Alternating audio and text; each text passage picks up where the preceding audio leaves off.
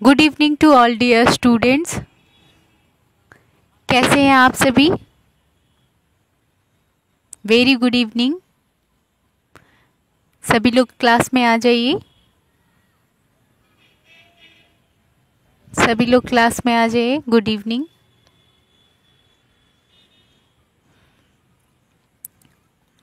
कैसे हैं सभी? कैसी चल रही है आप लोग की तैयारी?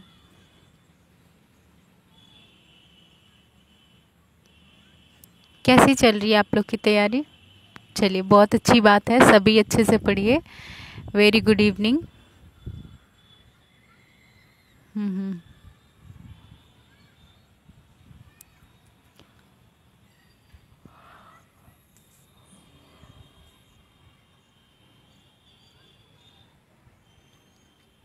ठीक है, तो सारे लोग आ गए? Good evening. सारे लोग आ गए?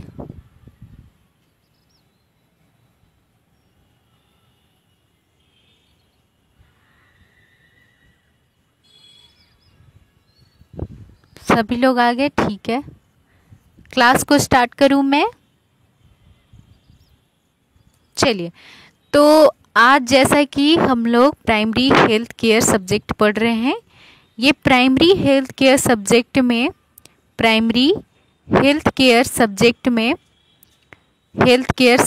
में हम लोग आज न्यू चैप्टर स्टार्ट करने जा रहे हैं और इसमें हम लोग दवाओं के बारे में पढ़ेंगे। किस चीज़ के बारे में पढ़ेंगे? दवाओं के बारे में पढ़ेंगे, ड्रग्स के बारे में पढ़ेंगे। ठीक है, ड्रग्स के बारे में पढ़ेंगे। ठीक है, तो चलिए क्लास को हम स्टार्ट करते हैं। ठीक है, चलिए, तो आज की क्लास में हम सबसे पहले जानेंगे कि ड्रग्स होता क्या है। जो ड्रग है ये क्या होता है, इसके बारे में सबसे पहले समझेंगे। ड्रग क्या होता है? तो आप लोग में से किन्हीं को पता है कि ड्रग क्या होता है? सारे लोग कमेंट करके बताइए। जिनको भी पता है कमेंट करके बताएंगे आप लोग कि ड्रग क्या होता है। ड्रग क्या होता है कमेंट करके बताइए।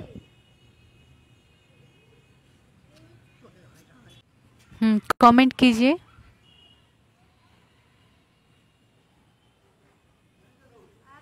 ठीक है, हाँ, तो आप लोग सबसे पहले ड्रग के बारे में बताइए। सारे लोग कमेंट करके बताएंगे ड्रग क्या होता है, फिर मैं आप लोग को बताऊंगी।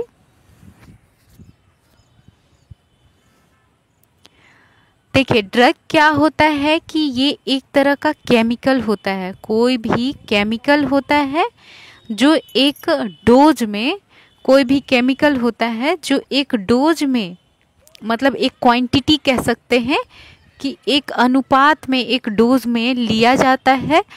और इस दवा को, इस केमिकल को लेने के पीछे का कारण ये होता है कि इससे पूरे शरीर में बीमारियों को ठीक किया जाता है और दूसरे होने वाली बीमारियों से बचाया जा सकता है।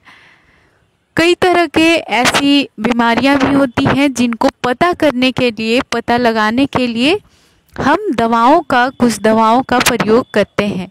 ठीक है, इसको हम क्या कहते हैं? ड्रग कहते हैं। ड्रग एक तरह का केमिकल है जो किस चीज़ में यूज़ हो रहा है? बीमारी को ठीक करने में, बीमारी को पता लगाने में और बीमारी से बचाने में। ठीक है, यानी कि प्रिवेंशन करने के लिए। यहाँ पर लिख दूँ, जैसे ड्रग क्या होता है, ड्रग्स क्या होता है? जो डिजीज से क्या करता है? प्रिवेंट करता है। डिजीज से प्रिवेंट करता है, बचाता है। डिजीज को ठीक करता है यानी ट्रीट करता है। और कोई भी डिजीज को, किसी भी तरह के डिजीज को पता लगाने के लिए, निदान करने के लिए, डायग्नोस करने के लिए क्या करते हैं? हम दवाओं का उपयोग करते हैं। ठीक है, दवाओं का उपयोग किन किन चीज़ों में किया जाता है? बीमारी को ठीक करने के लिए, बीमारी को रोकने के लिए और उसको पता लगाने के लिए। यहाँ तक क्लियर है सभी को? यहाँ तक क्लियर है? ये तीन बात क्लियर हुआ सभी को? ये 3 बात अच्छे से सभी को समझ में आ गया कि ड्रग क्या होता है। तो ड्रग है जो डिजीज को प्रिवेंट करेगा, ट्रीट करेगा और डायग्नोस करेगा। ठीक है, सभी को समझ में आ गया? हाँ, कमेंट करके बताइए बीमारी के बारे में, मतलब ड्रग के बारे में समझ में आ गया कि ड्रग क्या होता है। ठीक है,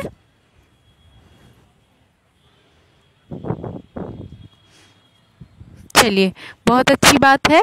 अब आप लोग ज़रा मुझे ये बताएंगे कि एक बार आप लोग कमेंट करके बताइए कि ड्रग क्या होता है।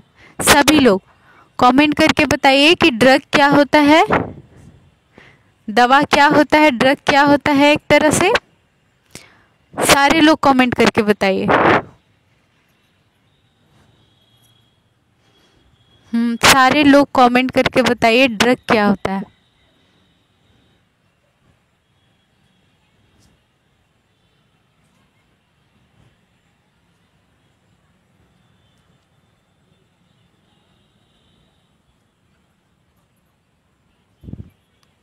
ठीक है, बहुत सारे बहुत अच्छा आंसर कर रहे हैं। सही है कि ये एक तरह का केमिकल है जो बीमारी को पता लगाने में, उसको ठीक करने में और बीमारी से बचाने में, प्रिवेंट करने में हेल्प करता है। तो यानी कि यहाँ तक सभी को क्लियर हुआ ड्रग्स के बारे में।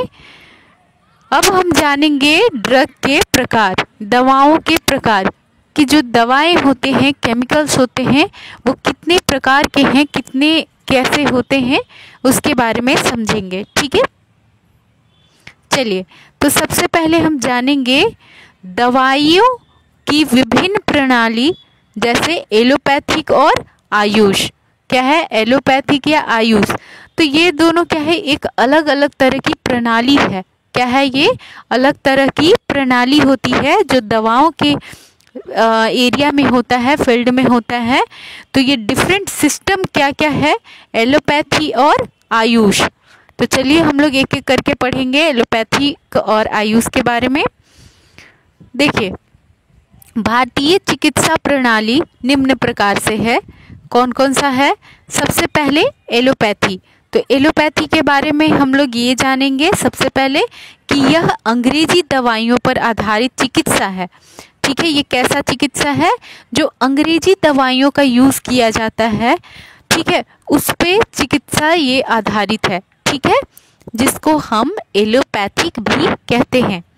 इसका प्रभाव जल्द ही होता है, मतलब एलोपैथी जो दवाएं होती हैं उनका प्रभाव बहुत जल्दी शरीर में देखने को मिलता है। ठीक है, फास्ट एक्टिंग होते हैं, बहुत जल्दी प्रभावकारी होते हैं। रोगी की दवाएं लेते ही जल्दी ही आराम मिल जाता है। ठीक है, तो जैसे ही ये दवाएं जब रोगी को दिया जाता है तो उससे जो पेशेंट है वो बहुत जल्दी ही ठीक हो जाता है। ठीक है, अब चलिए एलोपैथी के बारे में क्लियर है सभी को। एलोपैथी क्या है? जो अंग्रेजी दवाएं होती हैं उस पर आधारित होता है एलोपैथी। इसमें जब दवाएं मरीजों को, पेशेंट को दी जाती है तो बहुत ही फास्ट एक्शन करके और मरीज को आराम पहुंचाता है। ठीक है, अब हम जानेंगे दूसरा है आयुष। दूसरा कौन सा है टाइप? आयुष। तो आयुष क्या है? आयुष का फुल फॉर्म होता है, A4 होता है आयुर्वेदा। A4 क्या होता है? आयुर्वेदा। Y4 होता है योगा। ठीक है, योगा यानी नेचुरोपैथी, योग, तपस्या, योग जो नेचुरल मेथड है, ठीक है, बीमारी को ठीक करने का। तीसरा है यूनानी। ठीक है, फोर्थ है सिद्धा, इसका फुल फॉर्म बता रही हूँ। ठीक है, और फिफ्थ है होम्योपैथी। आयुष का फुल फॉर्म क्या होगा? A4 आयुर्वेदा, Y4 योगा या नेचुरोपैथी, U4 यूनानी, S4 सिद्धा और H4 होम्योपैथी। ठीक है, सभी लोगों को यहाँ तक क्लियर हुआ बात?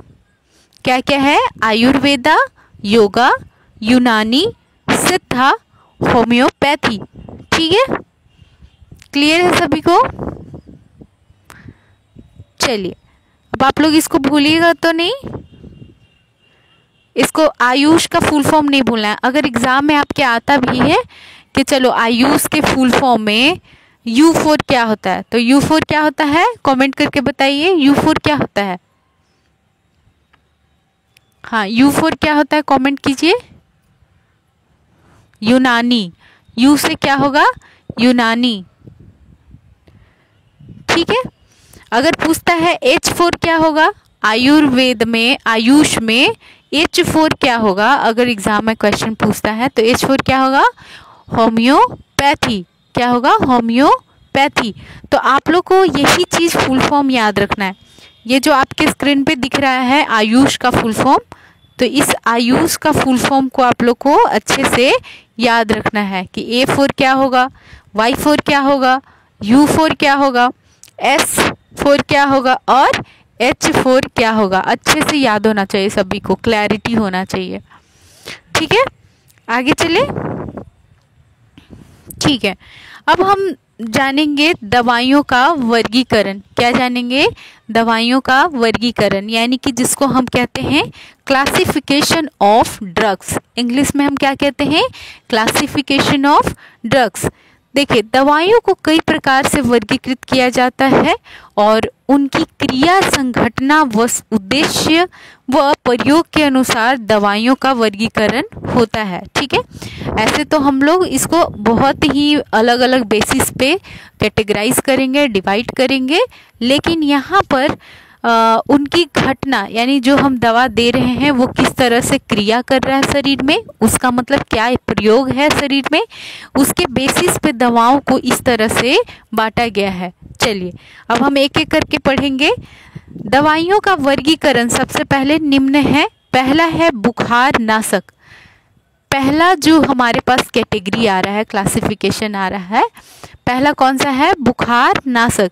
इसको हम इंग्लिश में कहते हैं एंटीपायरेटिक। क्या कहते हैं? एंटीपायरेटिक। यानी क्या करता है? जो बुखार लगने पर बुखार को कम करने के लिए दवाएं दी जाती हैं, वैसी दवाएं जो बुखार को कम करने के लिए दी जाती है उसे हम एंटीपायरेटिक कहते हैं। ठीक है, जैसे पैरासीटामोल और क्रोसिन। क्या है? पैरासीटामोल और क्रोसिन कैसी दवाइयां हैं? एंटीपायरेटिक दवाइयां हैं जो बुखार लगने पे देते हैं पेशेंट को। इससे क्या होगा? जो बॉडी का टेम्परेचर है, जो बुखार है, वो क्या हो जाएगा? ठीक हो जाएगा। ठीक है, दूसरा हमारे पास कैटेगरी आता है कैटेगरी आता है निश्चेतनाकारी। क्या है? निश्चेतनाकारी, यानी कि एनेस्थेटिक। ऐसी दवाई जो क्या करे? बेहोश करने के लिए दी जाती है। जैसे किसी को ऑपरेशन में जाना है, सर्जरी होना है, तो उस समय इंसान को बेहोश करके और उसके बाद सर्जरी की जाती है। ठीक है, तो ऐसी दवाओं में कौन कौन सी दवा आती है? जैसे ईथर, जाइलोकैन, ये सब कैसे दवाइयां हैं? जो सुन्न करने का काम करता है। अगर नॉर्मल लैंग्वेज में बोला जाए तो इसका मतलब क्या है? सुन्न करने के लिए ये दिया जाता है। ठीक है, समझ में आ गया? तो ये एनेस्थेटिक दवाइयां हैं।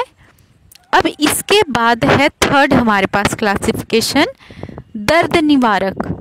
कैसा है? दर्द निवारक दवाइयाँ। इसको हम इंग्लिश में अनाल्जेसिक कहते हैं। क्या कहते हैं? अनाल्जेसिक, जो दर्द को कम करे, दर्द से छुटकारा दिलाने वाली दवाइयाँ जो दर्द को कम करे। ठीक है, जैसे इसका एग्जाम्पल में है अनाल्जीन। अनाल्जीन कहिए, डिक्लोफिनेक कहिए। ठीक है, डिक्लोफिनेक ये कैसा दवा है? जो दर्द को कम करता है। ठीक है, ये क्या करता है? दर्द को कम करने का काम करता है। तो ये अनाल्जेसिक है, दर्द से छुटकारा दिलाने वाली दवाइयाँ। क्लियर है? नेक्स्ट चले। ठीक है, नेक्स्ट चलिए। नेक्स्ट है हेलमिंथ रोधी एवं कृमिनाशी। कौन सा दवाई? हेलमिंथ रोधी एवं कृमिनाशी। ठीक है, यानी कि इसको इंग्लिश में हम कहेंगे एंटी हेलमिंथिक और वर्मीफ्यूज। क्या है, एंटी हेलमिंथिक और वर्मीफ्यूज। ये ऐसी दवाइयाँ होती है जो पेट के कीड़ों को नष्ट करता है। क्या करता है, पेट के कीड़ों को नष्ट करके शरीर से बाहर निकालने का काम करता है। जैसे हम बोलते हैं ना, पेट में कीड़े हो गए हैं बच्चों में, तो उन बच्चों के लिए कुछ ऐसी दवाइयाँ होती हैं जो पेट के कीड़ों को मारकर उसको शरीर से बाहर निकालने का काम करती है। ऐसी दवाइयों में मेनेडोजल, पिप्राजीन, साइट्रेट, हाँ मेबेंडाजोल, ये सब सुने हैं ना नाम सभी, तो ये इसी कैटेगरी के दवाइयाँ हैं, जिसमें मेनेडोजल, पिप्राजीन, साइट्रेट, ये सब क्या है, ऐसी दवाइयाँ जो पेट के कीड़ों को मारकर शरीर से बाहर निकालने का काम करता है। क्लियर है सभी को? यहाँ तक अच्छे से समझ में आ गया? किन्हीं को कोई डाउट है? किन्हीं को कोई डाउट तो नहीं है? ठीक है, अब हम नेक्स्ट चलेंगे। नेक्स्ट है हमारे पास क्लासिफिकेशन, वो है प्रदाह रोधी। क्या है? प्रदाह रोधी, जिसको इंग्लिश में हम एंटी इन्फ्लामेटरी कहते हैं। ये ऐसी दवाई होती हैं जो प्रदाह यानी सूजन और दर्द को कम करने के लिए होती है। ठीक है, इस जैसे में हमारे पास एग्जाम्पल है फेनिल ब्यूटाजोन। फेनिल ब्यूटाजोन कैसी दवाइयाँ हैं जो शरीर के सूजन और दर्द को कम करता है। ठीक है, तो ये प्रदाह रोधी या एंटी इन्फ्लामेटरी मेडिसिन होते हैं। ठीक है, ये क्लासिफिकेशन समझ आ गया। नेक्स्ट चले हम। सभी लोग को क्लियर है, अच्छे से समझ में आ रहा है ना? किन्हीं को कोई डाउट तो नहीं है? ठीक है, चलिए अब हम चलते हैं नेक्स्ट। हमारे पास क्लासिफिकेशन है, वो है प्रतिकारक या विषनाशक। ठीक है, प्रतिकारक या विषनाशक, जिसको हम इंग्लिश में एंटीडॉट्स कहते हैं। ऐसे यहाँ डोज लिखा है पर यहाँ डॉट्स होगा। ठीक है, एंटीडॉट्स, ऐसी दवाइयाँ जो विष के प्रभाव को खत्म करता है, कम करता है। ठीक है, उसे हम प्रतिकारक या विषनाशक कहते हैं। जैसे एंटीवेनम क्या होता है? जैसे एंटीवेनम, एंटीवेनम क्या होता है? ये ऐसी दवाइयाँ होती हैं जो सांप के काटने या कोई मतलब विषैला जीव, जैसे स्कॉर्पियन हो गया, बिच्छू हो गया, उसके काटने के बाद ये एंटीवेनम इंजेक्शन दिया जाता है, जो उसके विष को, जो जीव काटा है विषैला जीव, उसके विष को कम करने का काम करता है, खत्म करने का काम करता है, और इससे इंसान के जान को हम बचा सकते हैं। क्लियर है बात सभी को? तो ये एंटीडॉट्स कुछ मेडिसिन, कभी कभी इस कैटेगरी में ऐसी दवाइयाँ भी आती हैं जब हम ओवरडोज दे देते हैं या गलती से हम कुछ ऐसा दवा दे देते हैं जो इंसान के वाइटल्स पे, हमारे हार्ट पे, रेस्पिरेटरी सिस्टम पे बहुत निगेटिव या फिर एडवर्स इफेक्ट डाल देता है। तो उसके एडवर्स इफेक्ट को कम करने के लिए हम एंटीडॉट देते हैं। ठीक है, उसके एडवर्स इफेक्ट को कम करने के लिए हम एंटीडॉट देते हैं। ठीक है, कौन सी क्या देते हैं? एंटीडॉट। क्लियर है? तो आपके एग्जाम में यहाँ से क्वेश्चन आ सकता है, एंटीडॉट पूछ सकता है। इसका आप लोग या तो गूगल से सर्च कर सकते हो या फिर आप लोग को इसका एक नेक्स्ट क्लास में मिल जाएगा, पीडीएफ के रूप में मैं आप लोग को दे दूंगी। पीडीएफ नहीं तो एक स्क्रीन स्लाइड दे दूंगी जिसमें आप लोग को बहुत सारे अलग अलग दवाइयों के एंटीडॉट मिलेंगे। ठीक है, बहुत सारे अलग अलग दवाइयों के एंटीडॉट मिलेंगे। ओके, क्लियर है सभी को? किन्हीं को कोई डाउट तो नहीं है अभी? आगे चलूं? ठीक है, नेक्स्ट चलिए। नेक्स्ट है क्लासिफिकेशन 7, संक्रमण रोधी, जिसको हम एंटी इन्फेक्टिव कहेंगे। इसका है, ये ऐसी दवाइयाँ होती हैं ना जो सूक्ष्म जीवों की वृद्धि को रोकती हैं। ठीक है, उसके मल्टीप्लिकेशन को रोकने का काम करती है। ये ऐसी दवाइयाँ हैं, उन्हें खत्म करेगी जो सूक्ष्म जीव है, यानी उसकी संख्या को कम करेगी। इस तरह की दवा जो होता है वो हम यूज़ करते हैं एंटी इन्फेक्टिव कैटेगरी में। ठीक है, ये ऐसा मतलब है कि जिसमें हम किसी को इन्फेक्शन हो गया है तो उसको रोकने के लिए इस तरह की दवाएं हम देते हैं। इस कैटेगरी में हमारे पास बहुत अलग अलग वैरायटी के एंटीबायोटिक्स आते हैं। क्या आते हैं? एंटीबायोटिक्स आते हैं, एंटीबायोटिक्स आते हैं। ठीक है, ये एंटीबायोटिक्स में पेनिसिलिन यहाँ पर एक ऐसा एग्जाम्पल है। इसके अलावा मोनोसेफ, सेफ्ट्रियाजोन और कई तरह की अलग अलग एंटीबायोटिक्स का यूज़ किया जाता है। ठीक है, क्लियर है सभी को? यहाँ तक किन्हीं को दिक्कत तो नहीं है? सभी को अच्छे से समझ में आ गया? यहाँ तक अच्छे से समझ में आ गया?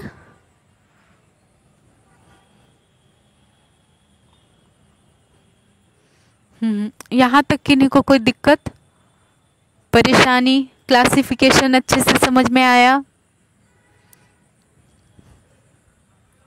क्लासिफिकेशन अच्छे से समझ में आ गया? ठीक है, चलिए, बहुत बढ़िया बात है। हाँ, तो यहाँ क्लासिफिकेशन अच्छे से समझ में आ गया आप लोग को। कौन कौन सी क्लासिफिकेशन है मैं एक बार फिर से रिवीजन कर दे रही हूँ। अभी हमारे पास और भी क्लासिफिकेशन है, नेक्स्ट बता दे रही हूँ, उसके बाद हम एक बार फिर से रिवीजन करेंगे। ठीक है, सारे लोग आराम से रहिए। चलिए नेक्स्ट हम चलते हैं अम्लरोधी, जिसको हम एंटासीड्स कहते हैं। क्या कहते हैं? एंटासीड्स। जो हमारे पेट के अंदर हाइड्रोक्लोरिक एसिड होता है, हाइड्रोक्लोरिक अम्ल होता है, इसकी प्रतिक्रिया कर गैस्ट्रिक अम्लीय जो आमाशयी स्राव है उसकी क्रियाशीलता को कम करती है। जैसे मैग्नीशियम ट्राइसिलिकेट, ठीक है, मैग्नीशियम ट्राइसिलिकेट और एल्युमिनियम हाइड्रोक्साइड, ये ऐसे हमारे पास एंटासीड्स होते हैं जो पेट की बहुत ज़्यादा एसिडिटी को कम करता है। ठीक है, एसिडिक इन्वायरमेंट को कम करने का काम कौन करता है? एंटासीड दवाई करती है। इसका हमारे पास एग्जाम्पल दिया हुआ है। कौन कौन सा एग्जाम्पल है? मैग्नीशियम ट्राइसिलिकेट और एल्युमिनियम हाइड्रोक्साइड। ठीक है, कौन सा है? मैग्नीशियम ट्राइसिलिकेट और एल्युमिनियम हाइड्रोक्साइड। ठीक है, क्लियर है सभी को? बताइए, यहाँ तक क्लियर है सभी को? किन्हीं को कोई डाउट तो नहीं है?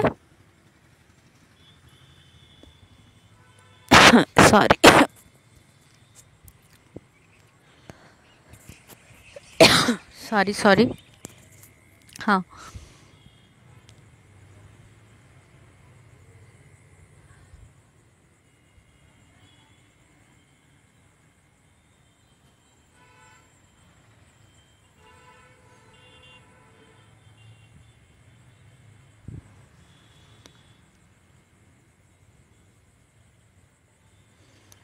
चलिए यहाँ तक क्लियर है। अब हम चलते हैं नेक्स्ट पे। नेक्स्ट है हमारा आक्षेप रोधी या एंटी कन्वर्जेंट। क्या है? आक्षेप रोधी या एंटी कन्वर्जेंट। आक्षेप के उपयोगी मिर्गी के उपचार में किया जाता है। ठीक है, ऐसी दवाई हैं ये जो इंसान को मिर्गी आता है, दौरे पड़ते हैं, हाथ पैर ऐंठाने लगता है, तो उस स्थिति को, वैसी बीमारियों को कम करने के लिए हम एंटी कन्वर्जेंट मेडिसिन का यूज़ करते हैं। जैसे दवाओं में कौन कौन से हैं? जैसे फिनोबार्बिटॉन, एक्चुअली यहाँ फिनोबार्बिटोन होगा, फोनो नहीं, फिनोबार्बिटॉन। ठीक है, ये ऐसी दवाई होते हैं जो मिर्गी और दौरे को कम करते हैं। इसके अलावा यहाँ पर जो एलेंटिक सोडियम होता है ये भी यूज़ किया जाता है मिर्गी को कम करने के लिए। ठीक है, क्लियर है सभी को? बताइए, यहाँ तक सभी को क्लियर हुआ? किन्हीं को कोई डाउट तो नहीं है? फिनोबार्बिटोन, हाँ देखिए आपके एग्जाम में ये सारे एग्जाम्पल से ही क्वेश्चन आएंगे। आपको कोई एग्जाम्पल दे देगा और पूछेगा ये किस कैटेगरी का है दवा, तो आप लोग को जो अभी क्लास हो जाएगा इसके बाद आप लोग सारे लोग रिवीजन कीजिए, इन एग्जाम्पल्स को अच्छे से 1 बाय 1 ध्यान से पढ़िए। कौन सा एग्जाम्पल किस कैटेगरी में है, कौन सा एंटीपायरेटिक है, कौन सा एनाल्जेसिक है, कौन सा एंटी कन्वर्जेंट है, कौन सा एंटी इन्फेक्टिव है, ये सारी अलग अलग क्लासिफिकेशंस को आप लोग अच्छे से पढ़िए। ठीक है, क्योंकि आपके एग्जाम में यही सबसे क्वेश्चन आता है, कहीं और से नहीं आता है। ठीक है, सारे लोग अच्छे से पढ़ेंगे। ओके, कमेंट कीजिए, कमेंट कीजिए, सारे लोग बताइए अच्छे से पढ़ रहे हैं। जो बोल रही हूँ वो अच्छे से आप लोग समझ में आ रहा है, फॉलो कीजिएगा ना। चलिए बहुत अच्छी बात है। नेक्स्ट हम चलते हैं। नेक्स्ट हमारे पास क्लासिफिकेशन है 10th, प्रतिजैविक, जिसको हम एंटीबायोटिक्स कहते हैं। ठीक है, ये ऐसे होते हैं ना एंटीबायोटिक्स कि मतलब जो सूक्ष्म जीवों के को सक्षम मतलब उसको खत्म करने के लिए सक्षम होता है, जैसे टेट्रासाइक्लिन, पेनिसिलिन, एम्पिसिलिन, ये सब ऐसे कैटेगरी होते हैं ना जो एंटीबायोटिक्स होते हैं, बैक्टीरिया के ग्रोथ को कम करते हैं। जैसे हमने अभी थोड़े ये में ऊपर में पढ़ा था एक कैटेगरी, तो उसमें भी हम छोटे सूक्ष्म जीवों को मारने का काम कर रहे थे एंटी इन्फेक्टिव में। उसी तरह से एंटीबायोटिक यहाँ पर मेन क्लासिफिकेशन होता है जो स्पेशली बैक्टीरिया के इन्फेक्शन को कम करती है। ठीक है, अब हम चलेंगे नेक्स्ट क्लासिफिकेशन में, वो है 11। इसमें है कि ब्रॉड स्पेक्ट्रम। 11 क्या है? Broad spectrum. देखिए इसमें क्या होता है कि प्रतिजैविक सूक्ष्म जीवों की प्रतिक्रियाएं प्रजातियों को नष्ट करती है। ठीक है, ब्रॉड स्पेक्ट्रम क्या होता है? ऐसा मतलब जिसको हम कह सकते हैं कि ऐसा कैटेगरी, ऐसा क्लासिफिकेशन जिसमें ऐसी दवाइयाँ होती हैं कि जो बहुत ही कॉम्प्लिकेटेड और ख़तरनाक बीमारियों को ठीक करने के लिए यूज़ किया जाता है। वैसे बैक्टीरिया जो आसानी से मरते नहीं हैं, किल नहीं होते हैं, उन बैक्टीरियाओं को मारने के लिए यूज़ किया जाता है ये क्लासिफिकेशन। ठीक है, जिसको हम ब्रॉड स्पेक्ट्रम कहते हैं। क्लियर है सभी को? यहाँ तक क्लियर हुआ बात? किन्हीं को कोई डाउट तो नहीं है? ठीक है, अब हम नेक्स्ट चलते हैं। नेक्स्ट है आकुंचन रोधी यानी एंटी स्पाज्मोडिक। क्या है? आकुंचन रोधी यानी एंटी स्पाज्मोडिक। सबसे पहले आप लोग कमेंट करके ये बताइए कि स्पाज्मोडिक क्या होता है? स्पाज्म क्या होता है? स्पाज्म का मतलब आप लोग क्या समझते हो? सारे लोग कमेंट करके बताइए स्पाज्म का मतलब क्या होता है?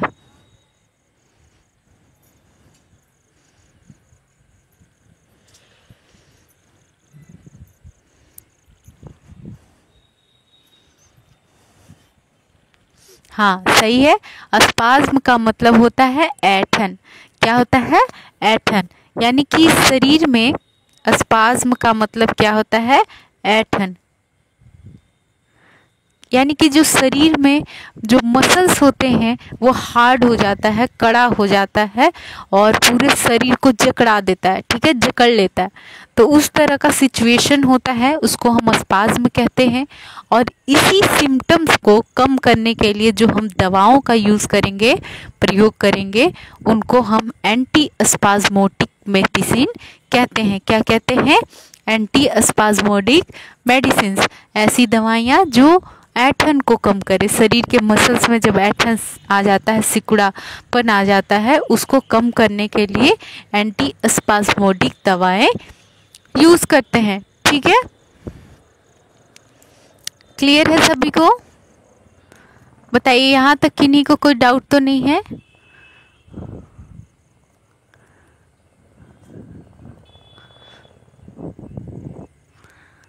ठीक है, चलिए अब हम नेक्स्ट चलेंगे दमारोधी, जिसको हम एंटी अस्थमाटिक कहते हैं। अस्थमाटिक यानी कि जो अस्थमा में यूज़ किया जाता है।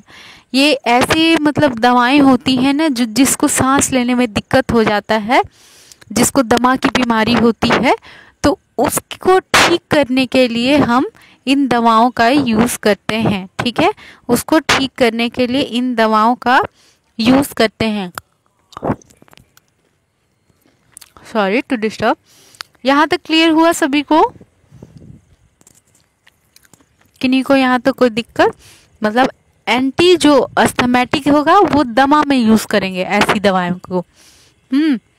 वे दवाएं जो दमा के दौरे को में आराम दिलाती है, वसन नलिकाओं यानी ब्रोंक्यूल्स व चिकनी पेशियों जैसे स्मूथ मसल्स को शिथिल बनाता है, स्मूथ बनाता है। ठीक है,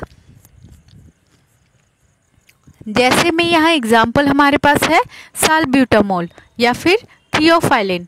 ये सब ऐसी दवाइयाँ हैं जो अस्थमा वाले पेशेंट, जिनको सांस लेने में दिक्कत होने लगती है, ऐसे पेशेंट यूज करते हैं। ठीक है, क्लियर है सभी को? कोई दिक्कत, कोई परेशानी? फिर से रिवीजन कर दूं ना? सारे कर दूंगी, पहले हम लोग कंप्लीट कर लेते हैं। नेक्स्ट हमारे पास क्लासिफिकेशन आता है एंटीसेप्टिक। क्या है? एंटीसेप्टिक। ये एंटीसेप्टिक ऐसी दवाइयाँ होते हैं ना जो जीवाणुओं की वृद्धि को रोकता है। ठीक है, जब भी हम कोई इंजेक्शन लगाते हैं या सर्जरी करते हैं, उसके पहले हम एंटीसेप्टिक मतलब एंटीसेप्टिक सॉल्यूशंस का यूज़ करते हैं। ठीक है, ताकि हम जो जीवाणु है, जो इन्फेक्शन है, उसको कम कर सके। जैसे में टिंचर आयोडीन और डेटॉल। टिंचर आयोडीन और डेटॉल ये ऐसे एंटीसेप्टिक होते हैं जो बहुत ज़्यादा मात्रा में, मतलब हम देखते हैं कि ये यूज़ हो रहे हैं। ठीक है, एंटीसेप्टिक जो होते हैं ये बहुत ही लोग इसको यूज़ करते हैं। क्लियर है? यहाँ तक सभी को क्लियर हुआ? चलिए नेक्स्ट चलते हैं। नेक्स्ट है एंटीइमेटिक्स। क्या है? एंटीइमेटिक्स। एंटीइमेटिक्स क्या होता है? जब ये ऐसी दवाइयाँ होती हैं जब इंसान को वॉमिटिंग होता है, नोजिया यानी जी मिचलाता है, वॉमिटिंग जैसा लगता है लेकिन होता नहीं है, तो ऐसी परिस्थिति में हम एंटीइमेटिक्स ड्रग्स देते हैं। एग्जाम्पल में है फेनिथाजीन समूह की दवाइयाँ। ठीक है, जैसे ऑनडेम। ऑनडेम क्या होता है? ये ऐसा मेडिसिन है जो वॉमिटिंग या नोजिया वाले केस में दिया जाता है। सभी को क्लियर हुआ? ऑनडेम सेट्रॉन इसका पूरा नेम है, शॉर्ट में हम ऑनडेम कहते हैं। ठीक है, किन्हीं को कोई दिक्कत? चलिए नेक्स्ट हम चलते हैं। नेक्स्ट है स्कंदन या आतचक। आतचक यानी जिसको हम कोगुलेंट्स कहते हैं। ठीक है, क्या कहते हैं इंग्लिश में? हम कोगुलेंट्स कहते हैं। ये जो दवाएं होते हैं जो यकृत के निर्माण को बढ़ाकर रक्त का स्कंदन में सहायता करती है। ठीक है, ये क्या होते हैं? कोगुलेंट्स होते हैं जो दवा बोल रही हूँ, जो ब्लड होते हैं उसको कोगुलेट करता है, जमाता है। ठीक है, जमाने का काम करता है। किसको? ब्लड को। ठीक है, ब्लड को जमाने का काम कौन करता है? कोगुलेंट्स करते हैं।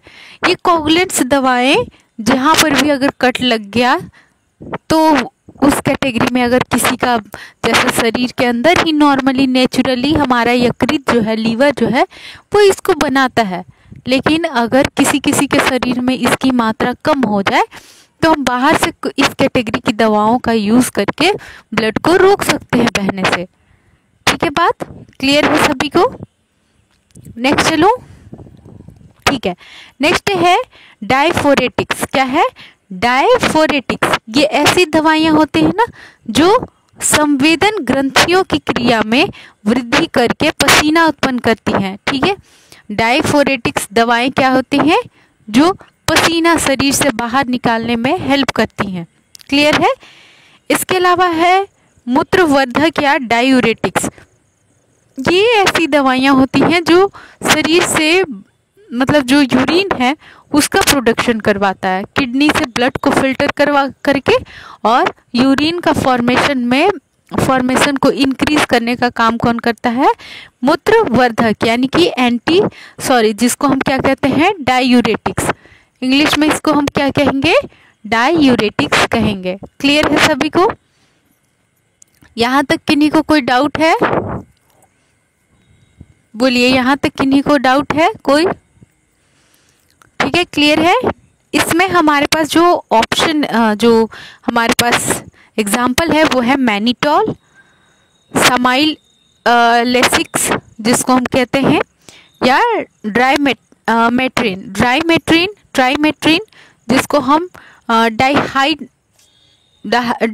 कहते हैं। ठीक है, ट्राइमेट्रिन को, और मैनिटॉल को हम जो समाइड लेसिक्स कहते हैं। ठीक है, आपको मार्केट में लेसिक्स के नाम से मैनिटोल, मतलब मैनिटोल वो मिलेगा, लैसिक्स मिल जाएगा, ठीक है। ये सब क्या करता है, शरीर से यूरिन के प्रोडक्शन को इंक्रीज करता है, मूत्र की मात्रा को बढ़ाता है, शरीर से बाहर निकालता है, ठीक है। यहाँ तक क्लियर है सभी को? ठीक है, चलिए नेक्स्ट हम चलते हैं। नेक्स्ट है हमारे पास डिटर्जेंट। डिटर्जेंट क्या होता है, जो सफाई कारक पदार्थ होते हैं, ठीक है। डिटर्जेंट क्या होते हैं, जो सफाई करते हैं, ठीक है। सफाई करने के लिए हम क्या यूज़ करते हैं, कपड़ों को तो धोते ही हैं डिटर्जेंट से, जो लिनेन ये सब होते हैं हॉस्पिटल में, और हम कई तरह की चीज़ों को साफ करने के लिए डिटर्जेंट का यूज़ करते हैं, ठीक है। इसके अलावा है इमेटिक्स यानी उल्टी कारक। कुछ ऐसी भी दवाएं होती हैं जो वोमिटिंग करवाने के लिए दिया जाता है, जैसे किसी ने अगर पॉइजन ले लिया है तो उसको तो उल्टी करवाना ज़रूरी है, ठीक है। तो इसके लिए हम इमेटिन नाम का एक मेडिसिन है, इमेटिन करके, ये हम देते हैं, ठीक है। यहाँ तक बताइए, 20 क्लासिफिकेशन हमने पढ़ा, क्लियर है सभी को? यहाँ तक किन्हीं को कोई डाउट? ये 20 क्लासिफिकेशन अच्छे से समझ में आ गया? रिवीजन कर दूं एक बार? चलिए, सबसे पहला क्लासिफिकेशन हमारे पास है एंटीपायरेटिक, जो बुखार को कम करेगा, जैसे पैरासीटामोल और क्रोसिन। दूसरा हमारे पास है एनेस्थेटिक, जो बेहोशी के लिए दिया जाता है, जैसे ईथर और ज़ाइलोकेन। तीसरा हमारे पास है दर्द को कम करने के लिए अनाल्जेसिक, जैसे एनाल्जीन। फोर्थ है हमारे पास एंटी हेलमिंथ्स और वर्मीफ्यूम्स, जो कि पेट के कीड़ों को मारता है और शरीर से बाहर निकालता है, जैसे मेबेंडाजोल, पिपराजीन और साइट्रेट। इसके अलावा नेक्स्ट क्लासिफिकेशन मतलब 5 प्रदाहरोधी एंटी इन्फ्लामेटरी, जो शरीर में सूजन को कम करता है, जैसे फेनिल ब्यूटाजोन। नेक्स्ट है हमारे पास प्रतिकारक या विषनाशक, जिसको हम एंटीडॉट्स कहते हैं। ये विष के प्रभाव को खत्म करता है, उस तरह की दवाई होती है। नेक्स्ट हम चलते हैं एंटी इन्फेक्टिव, जो कि सूक्ष्म जीवों की वृद्धि को रोकता है, उसे खत्म करता है, उसकी संख्या को कम करता है, जैसे पेनिसिलिन, ठीक है। नेक्स्ट हम चलते हैं एंटासिड्स। ये ऐसी दवाई होती हैं जो पेट के अम्लीयता को कम करता है, ठीक है, मतलब उसकी क्रियाशीलता को कम करता है, एसिडिटी को कम करता है, जैसे मैग्नीशियम ट्राइसिलिकेट और एल्यूमिनियम हाइड्रोक्साइड। नेक्स्ट है एंटी कन्वर्जन, जो दौरे को कम करने के लिए, मिर्गी को कम करने के लिए, रोकने के लिए दवाई दी जाती है, जैसे फिनोबार्बिटोन और एलेंटीन सोडियम। नेक्स्ट है हमारे पास एंटीबायोटिक्स, प्रतिजैविक एंटीबायोटिक्स जिसको हम कहते हैं। ये एंटीबायोटिक्स जीवित सूक्ष्म जीवों के सक्षम होता है, ठीक है। जो छोटे छोटे बैक्टीरियाज होते हैं उनको मारने के लिए एंटीबायोटिक्स का यूज़ किया जाता है, जैसे टेट्रासाइक्लिन, पेनिसिलिन, एम्पिसिलिन। ये सब क्या है, ऐसे कैटेगरी है जो एंटीबायोटिक्स का कैटेगरी है।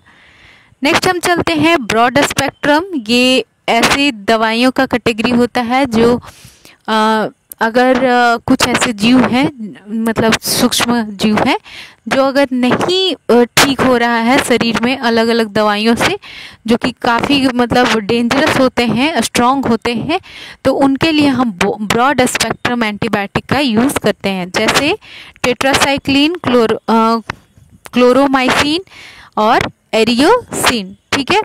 नेक्स्ट हमारे पास एंटीस्पाज्मोडिक। ये ऐसी दवाइयाँ होती हैं जो शरीर में स्पाज्म यानी ऐंठन को कम करता है, ठीक है। नेक्स्ट हमारे पास है एंटी अस्थमेटिक, यानी कि जो दमा में, अस्थमा में, जिसमें सांस लेने में दिक्कत होती है, उस तरह की बीमारियों को ठीक करने के लिए हम एंटी अस्थमेटिक का यूज़ करते हैं, जैसे साल्ब्यूटामोल और थियाफाइलिन। क्या होता है, साल्ब्यूटामोल और थियाफाइलिन। क्लियर है सभी को? नेक्स्ट चलूँ। नेक्स्ट हमारे पास है एंटीसेप्टिक। क्या है, एंटीसेप्टिक। इसमें हम जीवाणुओं की वृद्धि को रोकने के लिए पहले ही हम टिंचर आयोडीन या डिटॉल का यूज़ करके उस एरिया को क्लीन कर लेते हैं। इसके बाद हमारे पास है एंटी इमेटिक, जो मतलब जी मिचलाना या उल्टी ये सब में दिया जाता है, जैसे ऑन्डेम सेट्रॉन। नेक्स्ट हमारे पास है कोगुलेंट्स, जो ब्लड को जमाने का काम करता है, जैसे कि एड्रोलेट और कोल्टीन। ठीक है, इसके अलावा हमारे पास है डाइफोरेटिक्स ऐसी दवाइयाँ होती हैं जो शरीर से पसीना निकालने का काम करता है। नेक्स्ट है डायूरेटिक्स, जो शरीर से मूत्र को मतलब मात्रा को वृद्धि करता है, यूरिन फॉर्मेशन करता है। ठीक है, इसमें मैनिटोल और ट्राइमेट्रीन आता है। नेक्स्ट है हमारे पास डिटर्जेंट, जो सफाई के लिए यूज़ किया जाता है, और इमेटिक्स जो होते हैं वो उल्टी करवाने के लिए दवा दी जाती है, जैसे कि इमेटिन। ठीक है, ये हो गए हमारे 20 क्लासिफिकेशंस कंप्लीट। अब आप लोग बताइए कि इन 20 क्लासिफिकेशंस में से किन्हीं को भी कोई डाउट है। चलिए, अब मैं आप लोग को एक बार स्क्रीन को धीरे से स्क्रॉल करती हूँ और आप लोग थोड़ा देख लो, फिर आप लोग कुछ क्लासिफिकेशंस मुझे कमेंट करके बताएंगे। तो स्टार्ट करती हूँ, 1 बाय 1 से करूँगी। देखिए,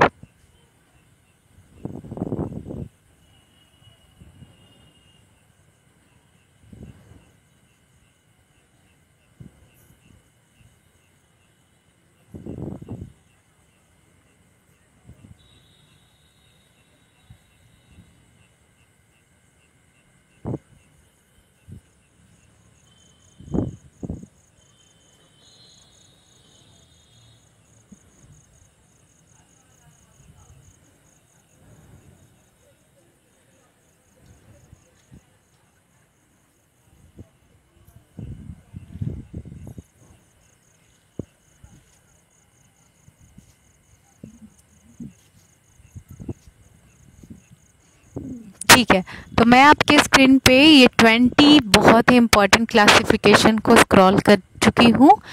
अब आप लोग मुझे कमेंट करके सारे लोग 2-2 क्लासिफिकेशन बताएंगे। जिनको जो याद है आप लोग कमेंट करके बताइए ज़रा, सारे लोग। ये नहीं कि कुछ सिर्फ बच्चे बता रहे हैं बाकी लोग सो रहे हैं, ऐसा काम नहीं करना है। सारे लोग क्लास में इन्वॉल्व होइए, थोड़ा आप लोग वार्म अप हो जाइए, जग जाइए।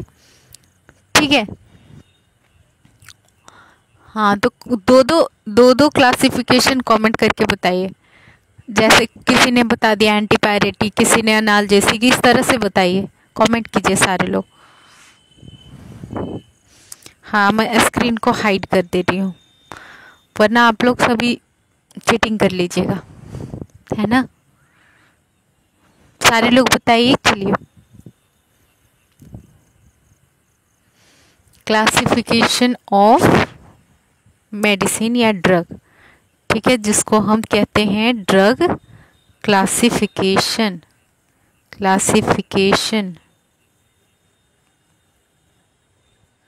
ठीक है, बताइए, सारे लोग कमेंट कीजिए।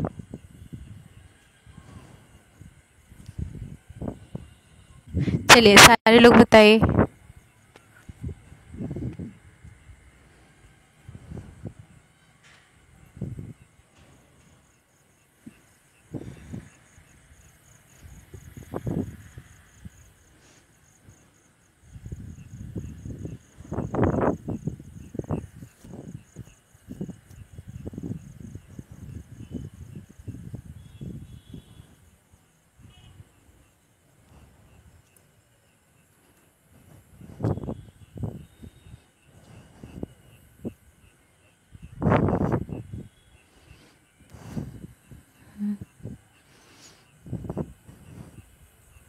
ठीक है, ठीक है, बहुत सारे लोग, बहुत अच्छा, ठीक है, सही है, सही है।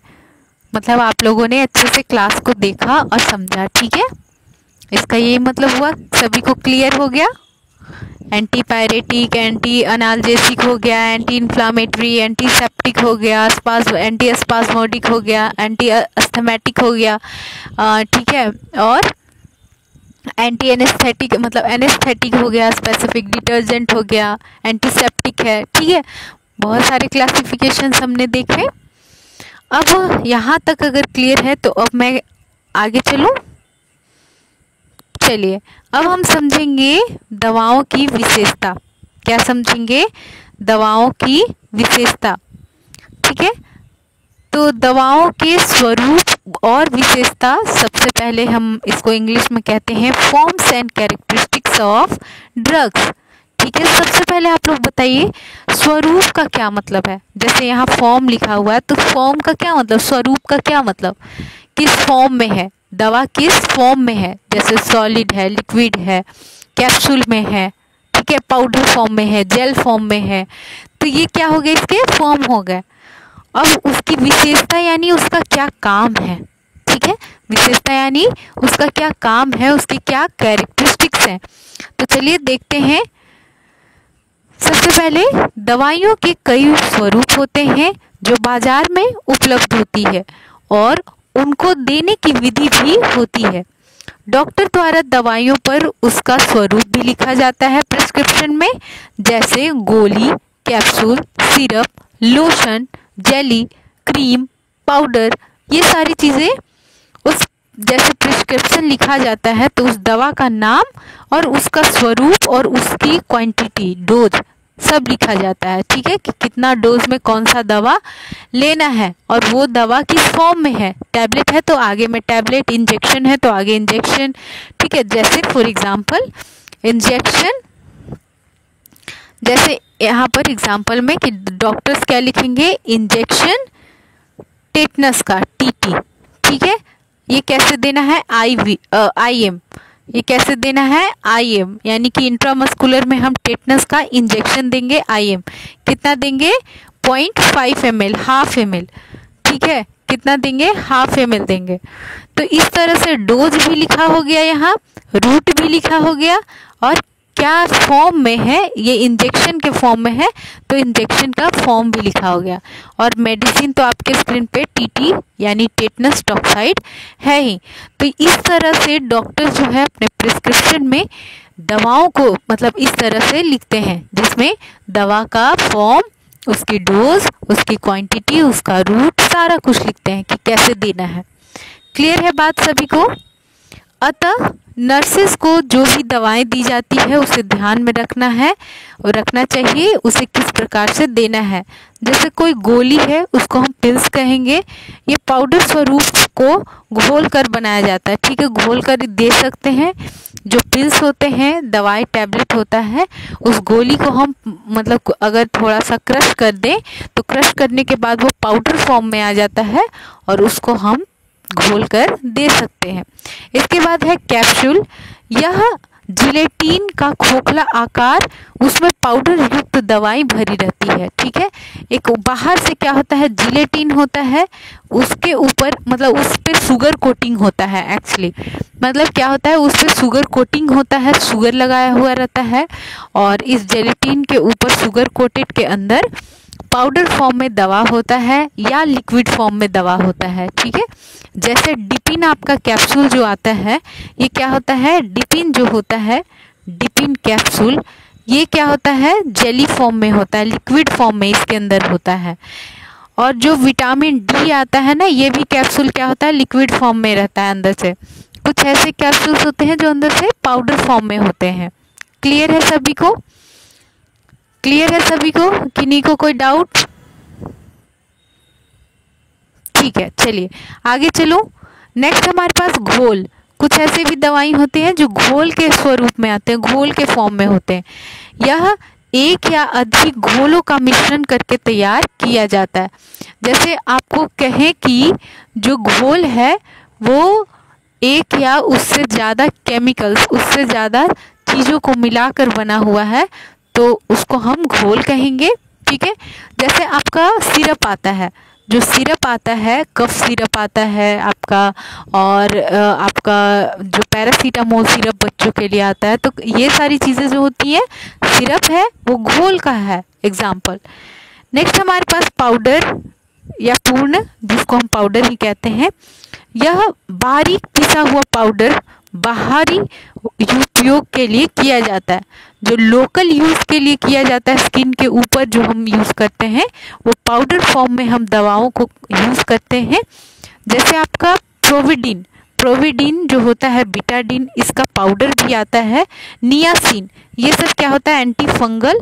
नियासिन ये एंटी फंगल पाउडर्स होते हैं जो जख्म के ऊपर, इंजरी के ऊपर या सूचर में अगर कभी इन्फेक्शन हो जाता है तो उसको क्लीन करके ये पाउडर को उस पर स्प्रिंकल किया जाता है, छिड़का जाता है। क्लियर है सभी को?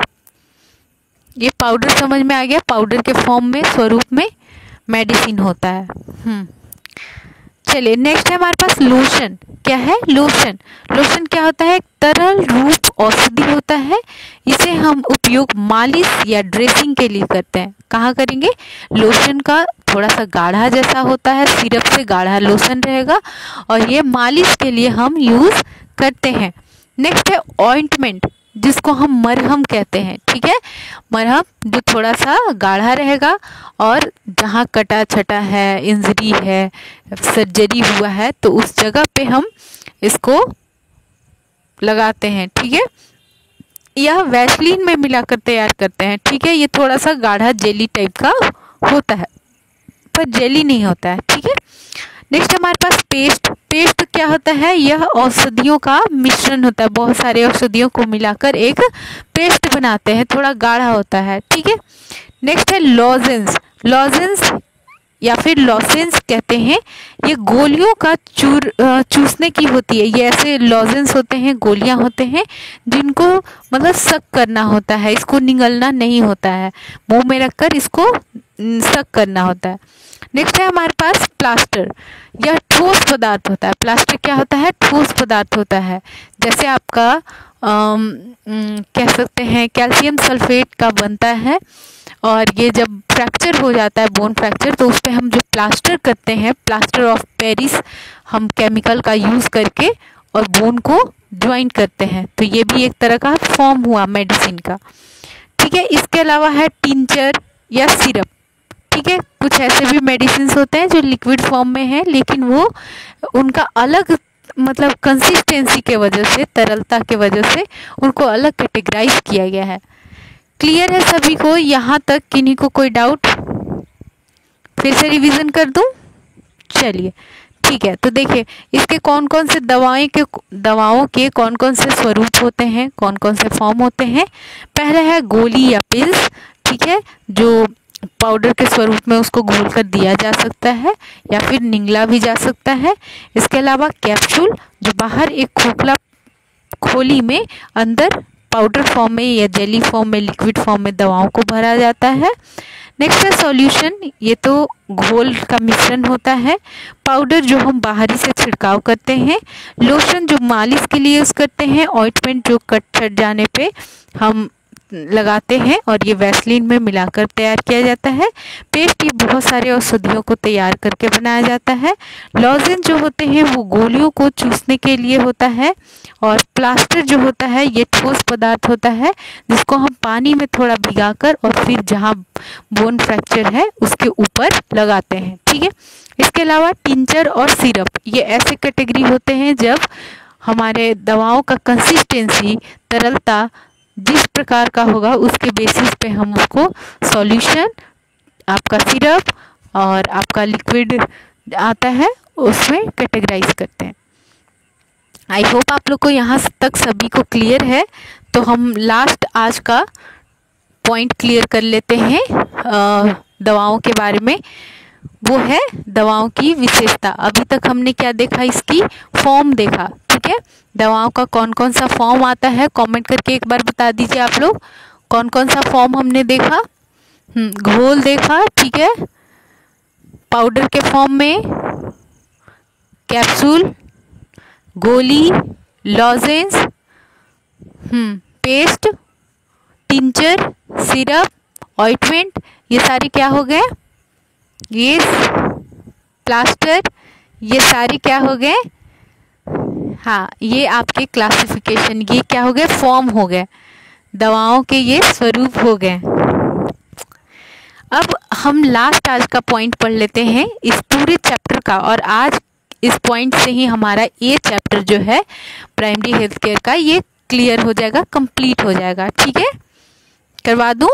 तो इसमें सबसे पहले कैरेक्टरिस्टिक यानी कि क्या विशेषताएं हैं दवाओं का। तो दवाएं जो होती हैं वो लोकल इफेक्ट के लिए यूज़ किया जाता है। जैसे मैं आप लोग को एग्जाम्पल के साथ बताते चलूँगी।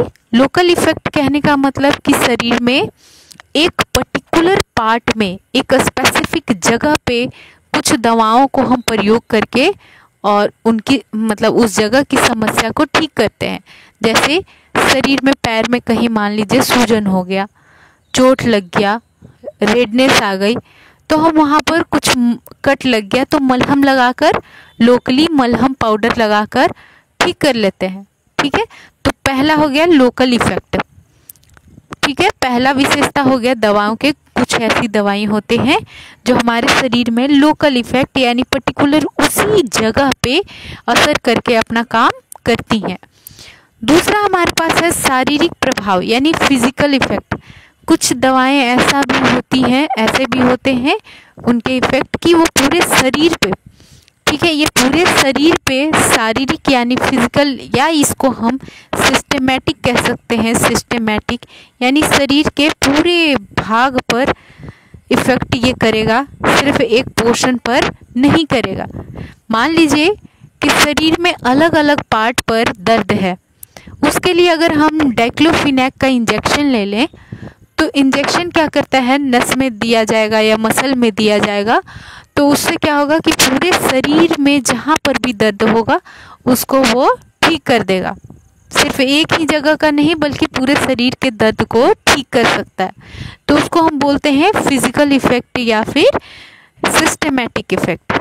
इसके अलावा कुछ ऐसी दवाइयाँ होती हैं जो लाक्षणिक प्रभाव जैसे उल्टी, दस्त, इन चीज़ों में यूज़ किया जाता है। ठीक है, जैसे कि एंटी इमेटिक ऑन्डेमसेट्रॉन, ये ऐसा दवा है जो उल्टी के लिए दिया जाता है। दस्त को कम करने के लिए बच्चों में हम उसको रोकने के लिए रोटा वैक्सीनेशन करते हैं, और बाद में हम बच्चे को जिंक का टैबलेट देते हैं। ठीक है, और क्या करते हैं, बच्चे को ORS देते हैं, तो वो जो दस्त है, डायरिया है, उसको कम करेगा, रोकेगा। तो इस तरह से कुछ ऐसे स्पेसिफिक दवा होते हैं जो अपना अपना काम करते हैं। और हमने जो ऊपर में अभी 20 क्लासिफिकेशंस पढ़े हैं वो इसी कैटेगरी के हैं, लाक्षणिक प्रभाव के। लाक्षणिक प्रभाव उनका विशेषता है, यानी कि जैसा लक्षण दिख रहा है वैसा वो प्रभाव करेंगे। बुखार लगा है तो एंटीपायरेटिक दे देंगे, पैरासीटामोल। दर्द है तो एनाल्जेसिक डिक्लोफेनेक दे दिया हमने। वोमिटिंग है तो एंटीवोमिटिक ऑन्डेमसेट्रॉन दे दिया। ठीक है, सांस लेने में दिक्कत है तो एंटी अस्थमेटिक दे देंगे हम, जैसे साल्ब्यूटामोल। ठीक है, तो ये अलग अलग अपना काम करने वाला स्पेसिफिक दवाएं होती हैं, तो ये इनकी विशेषता है। इसके अलावा कुछ दवाइयाँ पेट में जलन को कम करता है, जिसको हम एंटासिड कहते हैं। क्या कहते हैं, एंटासिड्स। ये एंटासिड्स क्या करते हैं, शरीर में, पेट में जलन को कम करता है। जैसे बहुत लोग ऐसे होते हैं जो जिनका हैबिट होता है मॉर्निंग में लेट से खाने का, तो ये मॉर्निंग में लेट से खाने से कहते हैं गैस बनता है, पेट में जलन होता है, और मतलब उनका पेट कैसा हो जाएगा, हार्ड हो जाएगा, उनको अकबकी लगने लगेगा। तो ऐसी स्पेसिफिक चीज़ों को रोकने के लिए, प्रॉब्लम्स को ख़त्म करने के लिए हम एंटासिड देते हैं। क्या देते हैं, एंटासिड देते हैं। ये पेट के जलन को न्यूट्रल करता है, यानी हमारे जो पेट में हाइड्रोक्लोरिक एसिड है उसको न्यूट्रलाइज करेगा, एसिडिक इन्वायरमेंट को कम करेगा और इंसान को आराम देगा। ठीक है, कुछ ऐसी भी दवाइयाँ होती हैं जिनका विपरीत प्रभाव उत्पन्न करता है। ठीक है, दवाइयों का विपरीत प्रभाव उत्पन्न करने के लिए, जैसे एंटीडोट्स। क्या होते हैं, एंटीडोट्स। ये एंटीडोट्स क्या करते हैं, ये एंटीडोट्स क्या करते हैं कि जैसे हमने कोई ऐसा ले लिया, जैसे मान लीजिए हमने कुछ ऐसी एंटीबायोटिक ले लिया, जैसे हमने अमीकासिन ले लिया। Amikacin a kind of antibiotic which is strong, ठीक है, ये थोड़ा स्ट्रॉन्ग होता है। सेफ्ट्रियाजोन हो गया, स्ट्रॉन्ग है। मोनोसेफ, ऐसे एंटीबायोटिक्स का नाम बता रही हूँ जो काफ़ी स्ट्रॉन्ग होते हैं। इनके लेने से कई लोगों को वॉमिटिंग होता है, चक्कर आता है, बॉडी पैरालिसिस और कई तरह के एडवर्स इफेक्ट, उल्टा इफेक्ट दिखने लगता है। इन इफेक्ट्स को कम करने के लिए हम एविल, एडीआर यानी एड्रेनालिन, ये जैसे एंटीडोट्स का यूज़ करते हैं। ये दवाएं क्या करती हैं, एविल और एडीआर, ये पहले जो हमने एंटीबायोटिक दिया था उसके इफेक्ट को कम करता है, ठीक है। तो वही यहाँ पर लिखा है कि दवाओं का विपरीत प्रभाव उत्पन्न करने के लिए हम कुछ दवाएं यूज़ करते हैं, जैसे हमारे पास है एविल और एडीआर। और आप लोग सभी एएनएम अगर हैं और बाद में अगर जॉब में आइएगा तो आप लोग को ये चीज़ देखने को मिलेगा कि जो वैक्सीनेशन होता है, ठीक है, जो हम वैक्सीन देंगे बच्चों को, उसमें अगर किसी तरह का रिएक्शन आ जाता है, एडवर्स इफेक्ट आ जाता है, उसको कम करने के लिए हम एड्रेनालिन इंजेक्शन का यूज़ करते हैं, ठीक है, एडीआर का, जिसको हम शॉर्ट में कहेंगे एडीआर। तो ये एड्रेनालिन इंजेक्शन का यूज़ करेंगे। ये इमरजेंसी ड्रग भी आता है जो कि दवाओं के विपरीत प्रभाव को कम करता है, ठीक है। तो फिर से रिवीजन कर दूं मैं, विशेषताएं, कैरेक्टरिस्टिक्स ऑफ ड्रग, जैसे कुछ दवाएं जो लोकल काम करेगी स्पेसिफिक उसी पार्ट पे, कुछ जो पूरे शरीर में, कुछ ऐसे जो लक्षणिक प्रभाव करते हैं, जैसे बुखार में यूज़ किए जाएंगे बुखार को कम करने के लिए, उल्टी के लिए हम एंटी एमेटिक ऑन्डेमसेट्रॉन देंगे। इसी तरह से कई दवाएं। एंटासिड जो होते हैं वो पेट के जलन को कम करते हैं, यानी कि ठीक है, कुछ ऐसी दवाएं होती हैं जो पेट में जलन भी करती हैं। हाँ, ये भी सच है कि चलो एंटासिड दिया तो वो तो जलन कम कर दिया, लेकिन कुछ दवाओं के ऐसे मतलब एक विशेषता होती है, एक ऐसा इफेक्ट होता है कि पेट में जलन करने लगेगा, ठीक है। तो उसके लिए आपको डॉक्टर्स स्पेसिफिक सजेशन देते हैं, एडवाइस देते हैं कि किस तरह से और कितनी क्वांटिटी में कौन सा दवा कब लेना है, ठीक है। इसके अलावा कुछ ऐसे भी दवा होते हैं जिनका विपरीत प्रभाव उत्पन्न होता है शरीर पे, जैसे बहुत सारी दवाएं होते हैं, किन्हीं को सूट नहीं करता है, रिएक्शन हो जाता है, किन्हीं का बॉडी उस चीज़ के लिए मतलब उस दवा के लिए स्पेसिफिक रिएक्ट कर जाता है, रिएक्शन हो जाता है और उनको बहुत सारे प्रॉब्लम्स को फेस करना पड़ता है। तो ये सारी चीज़ें क्या हो गई, दवाओं के विशेषता हो गए। और ज़रूरी नहीं कि विशेषता हमेशा पॉजिटिव हो, विशेषता का मतलब ये नहीं होता है कि हमेशा पॉजिटिव, निगेटिव भी हो सकता है, ठीक है। तो यहाँ पर आपके स्क्रीन पे जो पॉजिटिव प्लस निगेटिव ये दोनों चीज़ों को दिखाया गया। सभी चीज़ों को अच्छे से पढ़ना है, समझना है बारीकी से। एग्ज़ाम में यहाँ से ही आपका कॉन्सेप्ट बनेगा और एग्ज़ाम में आप क्वेश्चंस को अच्छे से कर पाइएगा।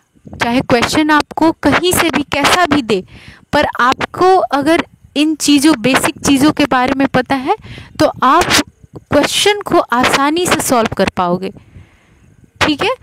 तो आज हमने इस चैप्टर में दवाओं के बारे में पढ़ा, दवा क्या होता है, इसके कितने प्रकार होते हैं।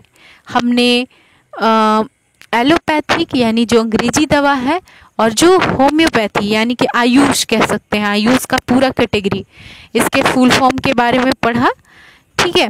इसके अलावा हमने इसके अलग अलग 20 क्लासिफिकेशंस देखे जो हमारे पास antipyretic, anaesthetic, analgesic, anti helminthic, anti inflammatory, antidotes, anti infective, antacids, anti convulsive, antibiotics, broad spectrum, anti spasmodic, anti asthmatic, antiseptic, anti emetic, coagulants, diaphoretics, diuretics, detergents and emetics, ठीक है। ये 20 क्लासिफिकेशंस के अलावा हमने forms and characteristics of drugs यानी दवाओं के स्वरूप और विशेषताओं के बारे में पढ़ा। आई होप आप सभी को बहुत ही अच्छे से डीप में क्लियर है ये चैप्टर, और अगर किन्हीं को भी कोई डाउट है मैं आप लोग को 2 मिनट्स दे रही हूँ, जिनको भी जो डाउट है पूछ लीजिए। सारे लोग कमेंट कीजिए, I am seeing, I am watching. चलिए कमेंट कीजिए जो भी जिनको क्वेश्चन है, प्रॉब्लम है।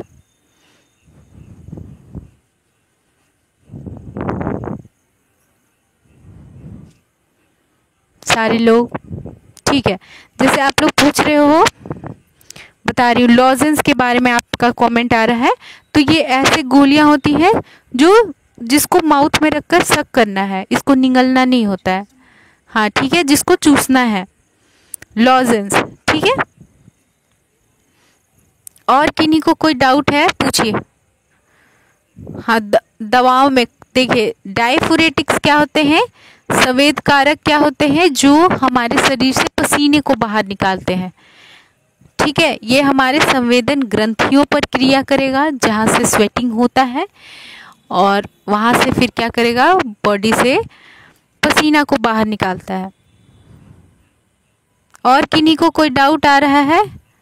एंटी एस्थेमेटिक क्या होगा, जो सांस लेने में, अस्थमा का बीमारी जानते हो ना आप लोग, जिसमें जो ब्रोंकस, ट्रैकिया ब्रोंकस, ये हमारे रेस्पिरेटरी पार्ट है सिस्टम का।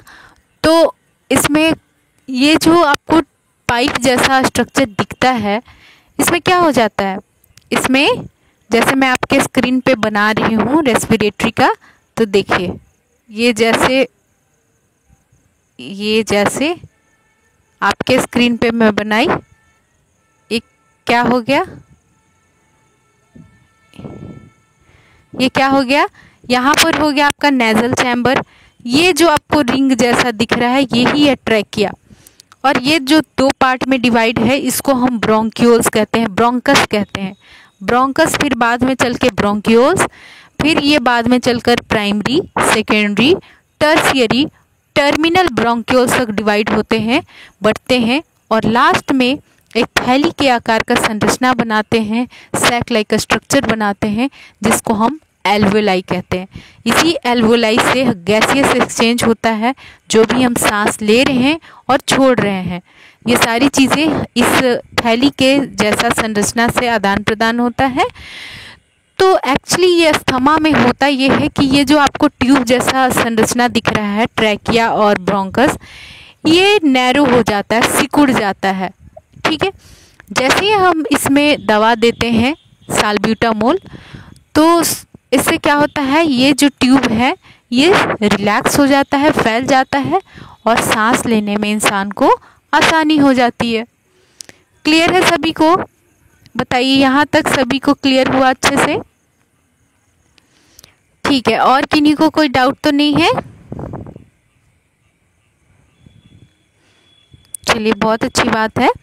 तो आज का क्लास हम लोग का इस चैप्टर में, आज की क्लास में मैं इस चैप्टर को कंप्लीट कर दी हूँ, और आप लोग अच्छे से क्लास होने के बाद एक बार रिवाइज कीजिए, और कोई भी डाउट हो आप किसी भी क्लास में पूछ सकते हैं। ऐसा नहीं है कि हम किसी और क्लास में नहीं बताऊंगी। और आप लोग अपना नाम लेने के लिए रिपीट नहीं कीजिए कि नाम लीजिए ये वो, क्योंकि इससे क्लास का टाइम वेस्ट होगा। जितना आपके पास कम समय है, क्योंकि वैकेंसी आने वाली है और बहुत जल्दी आएगी, इसके लिए आप लोग को बहुत जल्दी सारे सिलेबस को अच्छे से पढ़ना है, रिवीजन करना है, और अपने एग्ज़ाम के लिए प्रॉपर तैयारी करना है। ठीक है, इसी के साथ आज की क्लास को ख़त्म करती हूँ, और आप लोग को thank you so much for this class. Take care, हम लोग नेक्स्ट क्लास में मिलेंगे। Bye bye.